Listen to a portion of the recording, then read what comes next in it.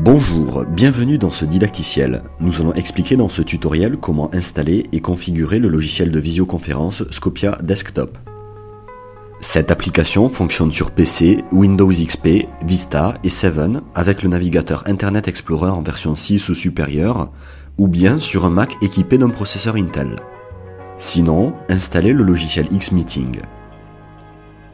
Pour rejoindre une réunion, le numéro à composer est de type numéro identifiant de la réunion plus arrobase plus adresse IP de notre serveur de visio. Par exemple, si l'identifiant de la réunion est 6161, le numéro à composer est 6161 arrobase 162.38.169.12. Pour installer le logiciel Scopia Desktop, saisissez l'adresse URL dans votre navigateur http://visio.unif-montp2.fr, puis tapez sur Entrée. Cliquez ici pour installer ces mises à jour. Installez le gestionnaire d'installation de l'UM2, puis Conférence client. Attention, en fonction du paramétrage de votre navigateur, une boîte de dialogue peut apparaître sous la barre de menu. Après avoir cliqué sur Exécuter le module complémentaire, deux cas de figure peuvent se présenter. Soit la procédure suit son cours, soit la page est rechargée et la procédure reprend depuis le début. L'installation se poursuit, patientez quelques secondes. L'installation est terminée, cliquez sur Fermer. Il est possible qu'une alerte de sécurité se manifeste. Si une fenêtre Alerte Windows s'ouvre, cliquez alors sur Débloquer afin de permettre le bon fonctionnement du logiciel. Pour un confort d'écoute optimal, il est fortement conseillé de vous équiper d'un micro-casque. Avant de vous connecter à votre réunion, vous pouvez vérifier votre matériel, micro-casque et webcam, en cliquant respectivement sur Vérifier votre son et sur Vérifier votre vidéo. Pour vous connecter à une réunion en visioconférence, saisissez les informations suivantes: votre nom. Vos interlocuteurs vous identifient grâce à lui lors de la visioconférence.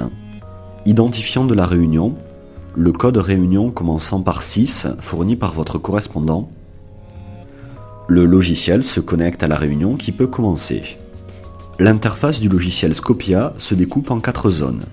Le menu de paramétrage, une zone d'affichage vidéo, une zone pour la présentation et une zone textuelle. Le menu de paramétrage permet de paramétrer les aspects audio-vidéo de votre interface, comme le réglage du volume des écouteurs et du micro. Le logiciel baisse automatiquement le volume du micro s'il est trop élevé. Il permet la demande de la parole lorsque l'organisateur de la réunion a fait le choix de désactiver votre micro. Le paramétrage de l'interface permet de modifier les positions de la zone vidéo et de présentation. La vue automatique est activée par défaut. Vous pouvez aussi gérer le partage d'écran avec les autres participants. Lors d'une première utilisation, il est possible qu'un composant supplémentaire soit installé. Vous pouvez aussi accéder au menu permettant de gérer les privilèges de modération. La zone d'affichage vidéo permet de visualiser la vidéo des participants à la réunion. Vous pouvez activer ou désactiver votre webcam, faire basculer les zones vidéo et de présentation, enlever de l'écran ou déplacer l'image de contrôle de votre webcam, ou basculer l'image en plein écran. La zone textuelle permet aux participants de s'envoyer des messages textuels en temps réel et de visualiser la liste des participants. Cet onglet affiche la liste des participants. Vous pouvez activer ou désactiver votre micro et votre webcam, ainsi que ceux des participants en cliquant sur cette icône. Vous pouvez aussi saisir votre texte dans la zone de saisie de texte riche. La discussion s'affiche dans la zone haute, la saisie se fait dans la zone basse. Elle peut être visible en public, c'est-à-dire vue par tous les participants, ou bien en privé, c'est-à-dire vue par le participant concerné. Enfin, le logiciel Scopia Desktop permet de paramétrer votre matériel audio et vidéo. Pour configurer Scopia, il ne faut pas être connecté à une réunion. Pour ce faire, lancez Conférence client. Dans le menu Démarrer, choisissez Programme, puis Conférence client.